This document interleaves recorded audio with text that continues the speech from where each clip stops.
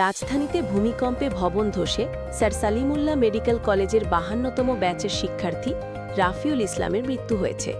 শুক্রবার সকাল ১০টা ৩৮ হওয়া ভূমিকম্পে তার মৃত্যু হয়। জানা গেছে, বংশাল থানার আরমানিটোলার কসাইটুলিতে পরিবারের সঙ্গে বসবাসরত রাফিউল মায়ের সঙ্গে বাজার করতে বেরিয়েছিলেন। সেই সময় পাশের একটি ভবনের ইট মাথায় পড়ে ঘটনাস্থলে তার মৃত্যু হয়। মেডিকেল কলেজের একটি সূত্র জানিয়েছে, রাফিউল ইসলাম স্যার সালিমুল্লাহ মেডিকেল কলেজের ৫২তম ব্যাচের শিক্ষার্থী, সেশন ২০২৩-২৪। সূত্র জানায়, রাফিউল তার মায়ের সঙ্গে বাজারে যাচ্ছিলেন। ভূমিকম্পে ভবন ধসে তার মাথায় ইট পড়ে ঘটনাস্থলে তিনি মারা যান। তার মা গুরুতর আহত হয়েছেন এবং হাসপাতালে চিকিৎসাধীন।